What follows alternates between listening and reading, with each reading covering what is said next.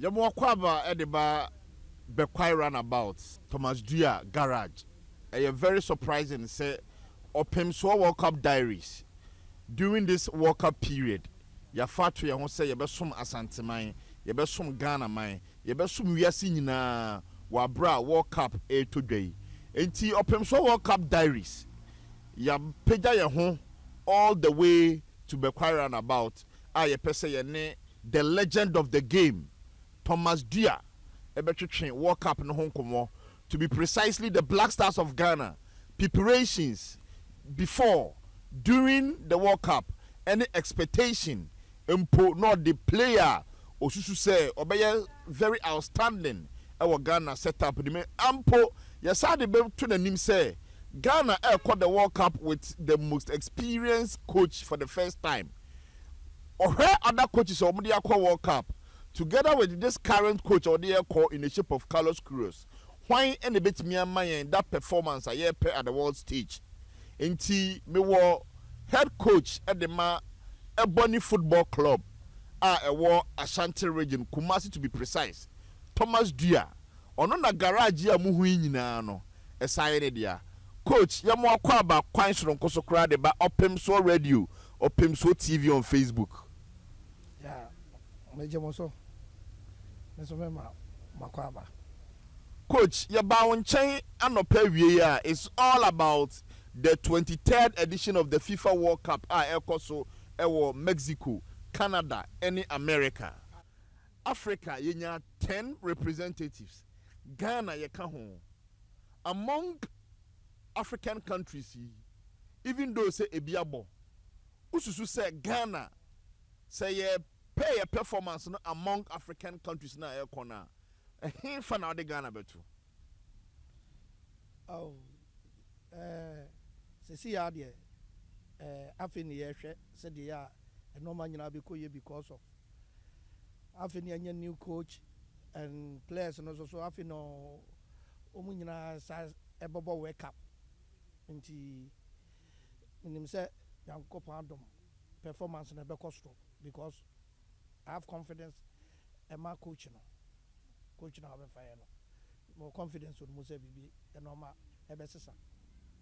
Mr. Duah, yate se no be because for Black Stars camp e fa ye nua Thomas Partey empo se o free US akọ Canada no me no woka say officially Canada for a deny no visa a obetimi de ra Canada yanhwe Partey as a figure.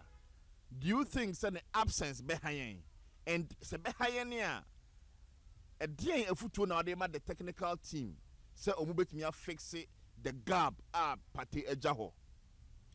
Oh, there Partey key player ma Ghana, but bibia so nyame yo na say ye de no ba be replace no odo so ebetimi ayi ne ho adi because I na life bi o ho Nyankopon ye ne nsankyerene bi o ho a na ye ntiase. This is the time the ono so ba be she patana no ni ono so sheble na ebepie nti enya me nwanwa se Ghana performance no ebe kosro amade obobo ne position no so wapeja enya me nwanwa se o de onan she Carlos Cruz shoes mu the enti me busa o sa ne se o ye coach of Ebony e division 1 enti e kire se agro no otiase ye players here wo hoisi you know player ben a suitable replacement for Partey's absence.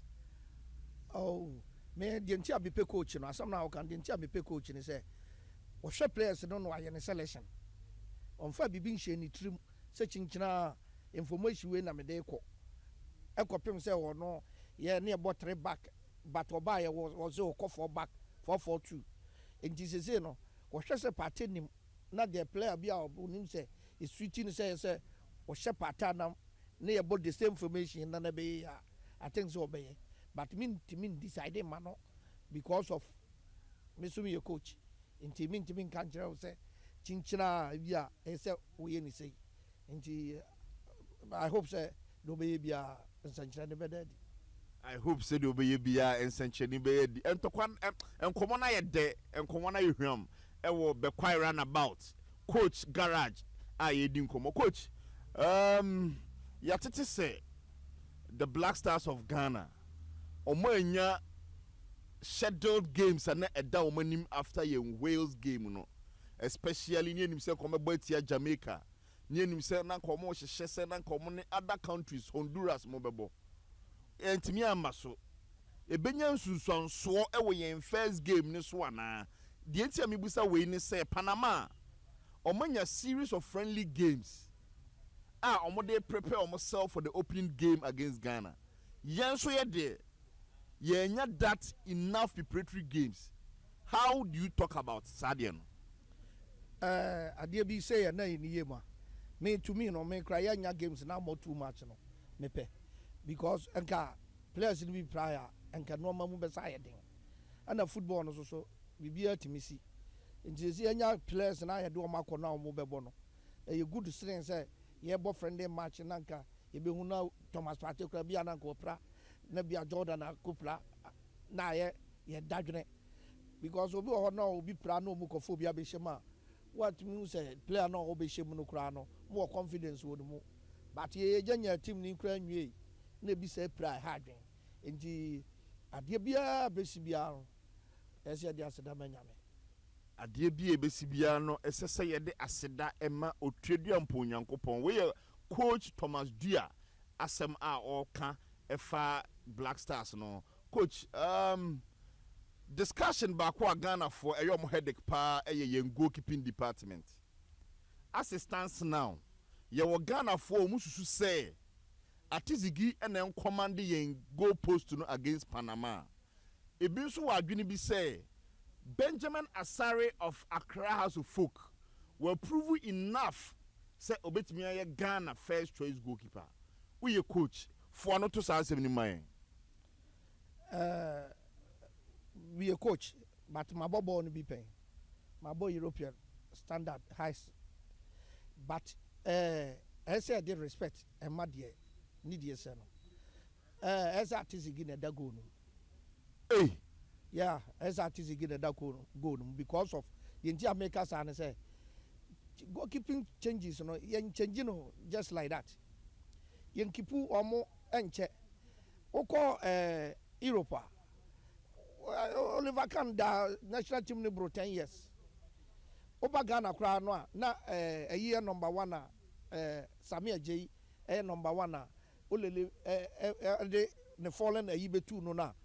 Oba ya ono na be keep ball no e ma yen ani ehu performance a olele ye dey ye 2 your standard na e woro Africa ha no e too low. Hey coach, e too low. Me say Matesti Ghana, Matesti abroad.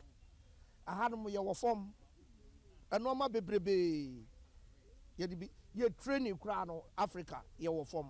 Na say coach metiasie yi a esan say Ghana your standard ever form nti no se ode Atizigi ode Benjamin Asare eto nsania so a yen consider Atizigi me pacho sana mpesa me kire the right way na work am ye de omo to skill so a consideration no e be kwa Zigi no ebi susu say Benjamin Asare goalkeeper or the goal post ma ball e man so ye pressure na wo Ghana ha no e wo form ye hu ni sa no ye pressure no ye de ball no ye shooting exercise no kra na ye no e wo form and just say European standard no oba Europe pa na shooting wo hwe se the shooting ni si ko no because me wa Africa me o Ghana na me ball ha no na me nim say me shoot too good pa but me ko Europe no me hu say shooting no me shoot from my holding no technique but ye tram tab na technique no ye di shoot no and hu say and then me use my horn, then me use technique no. But football net that whole round us ano. Yo baby ya di na boma e wo baby efa. Enti wu sadia na on se wa horn din bebrebe. Hwe se Africa ya di ball ato na oba be shoot. Do oba ball no kra no hwe se no be si ahenham amo hu se oba shot. Na je show Europe the way o di ball no beto a o di be call the cheek just like that. Oba kick ball na she. Ya the other day just say onim so you know or ball keeper no and as a mo mugina wo na nimu nyina no or ball pramo enti situation bi o ha ese sadia no yesua ne nya confidence wo ye coaches ni mu say wo di wo bi tuma momia mfa ya pa bone ayi nyina nta omochi ne ja say I say Ghana football no politics ni ya too much because of house of folk, because of okotoko nti woko ha ese de wo outside ni support o Ghana nti ese ye to ne twere da bi enya sa de ani de ese no momia mfa ma no. Coach, you be jaw no to so no aton o cars ama Kumasi mine Asante mine na ye koi kura no my o preferred first 11 against Panama. Me catch us me pese me ma sa ye no bia obi ade no bobo bia no ye be perform to me no me say wake up we e be yankofo won for Ghana. This is the time ese ti football na say nti minim say ensankyerane ebesi no awo Ghana soccer na yebobom ye ni England minim say ensankyerane sa abesi enye first match na nko a nti yebehu say Ghana na yesu no Ghana na ye nim say ye bibi enye ye no ebeye me pacho ubetimi ama ye o predicted score line against Panama. Yebetima about 2-1. Coach Thomas Duah, formerly of Kumasi Asante Kotoko, Kainesha also say obo national under 17, national under 20, national under 23, or sabo the senior national team, the Black Stars. The prediction they say at the BMO field in Ontario, Canada, Ghana 2, Panama 1. Coach, can Olas West actually Ghana for Efa Opemsuo Radio, Opemsuo TV on Facebook? Kakra me catch Ghana for because we are Ghanaian and so o support na bet for no so mru players in India. Bet for your strong for confidence in show mumu ema yentime wene obi say ball as say who hwe ball bia na okra raho na nyame betua woka na say intime strong say TV na se no omum bia nyina yemfa yempa bo bet no watwa kra na mistake ba wonya ho amotre ebeyeye intime sre ahwefo no yenya de se first no ye time no obi abetra TV ho ahwe ball kra na empire ball ni no ma bia yen start match no edi animu no wo ultimu se board ye be hye hwese ne ye bobo match abon se anwom wei ye di nkunim ye di ko ye be se di biem ansa na match no ya pass board no eso ne wo outside eso so sa spirit na mo ye ne mpa bo na tie chi no ne me yetimi wi ne ya matches ni nyina ba se say ye bobo match no kura na eche se normal di kan koso no anya dia ya na eboa yen se kura no players yi kura da na se kura e bi modern da na se e bi modern. The next question, Ghana yenim say your weapon pa midfield empo Ghana ni peja bobo bia na set number be gina ho no ubon say midfielders edoso saying all other departments enti ekire say ya hoden midfield enti ube ha ye kwa World Cup Chemun, which is 2006, near was Steven Appiah, near was Michael Essien, near was Sule Ali Muntari, Antonianan, all these players, and a boy, and my midfield, no, very solid. But 2026, these names, yet to me, Mobi, coach, your midfield, no, compared to other midfielders and near war in previous World Cups, how far will you comment about that? Me know ya drink. The entire me know ya drink is first they know who say midfielders near solid near yini nyina no. Near was system bia near kuta our Ghana. Enyo omo de no kwa nye esia mo de no kwa na start e. Ohwe Mohamed Gago mo no ayina e free ase since 1991. The Goya under 17 na solid no. Ye de kwa under 20 solid. Ye de kwa under 23 solid. Blasters solid. Ubo wan say under 17 ni bo under 20 no. Ni performance no e wo high. Ubo say woni no na babo akọ under 23. Say eni ho sa. Say wo mo bo Blasters in matches majority are more than 17 majority are more than 20 nti yenya ne said yes say Europeans ni nya no Europeans no omo bofri omo nkola blem te said na ye bofri nkola blem no but say no wohwema opa under 17 am under 20 sa na ama problem ni nyina aba but ese sa dia na ese Ghanaians no ye tu ye boas ni hwehwe sa dia no ye sa de ba because football is a system wokɔ Spain a wokɔ Barcelona midfielders na ɛbɔ Spain midfield wokɔ Germany a Bayern players no ɛna ɛbɔ busa ho sɛ Ghana players bɛyi team bɛyi players na ɛbɔ first na ɔmo nyinaa free aman so na ɛba ayi first na Blasters no ɛyɛ solid no ne ɛwɔ kɔtɔkɔfoɔ players bɛyɛ 3-4 a ɛbɔ bi a ɛyɛ solid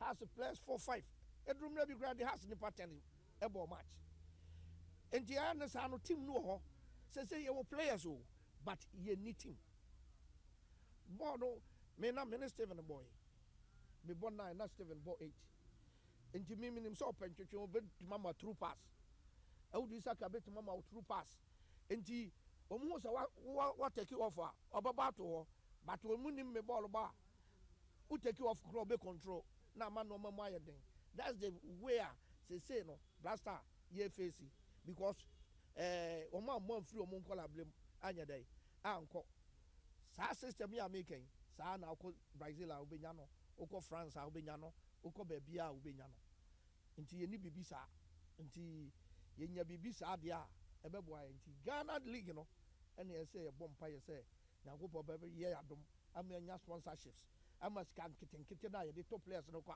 outside no ye team no up in Ghana that's the way a ɛbɛtumi aboa coach your striking department yi so if we say Asamoah Gyan say bye no yenya potent striker e wo yen team no wo share set of players here free are you expecting an Asamoah Gyan in the making said and I'm not make catch down no say no kra no wo say team bia wo ne team worker as e cross on no be head the ball ahye but enam say see undi striker a pempem saa because omo bo sese no me nya sure say obetuma kire me nipa be 3 a omo de omo ti ahye go ebi ni ho first no so de utim say cross ball no amaso ko le du e be head ball na hye o cross kwame ayu be head ahye Augusta Henfo o de fa for mo obe pia ball na tum sese isa no ma ni nyina anya dai eni ho enti sese no ana ese hwehwe se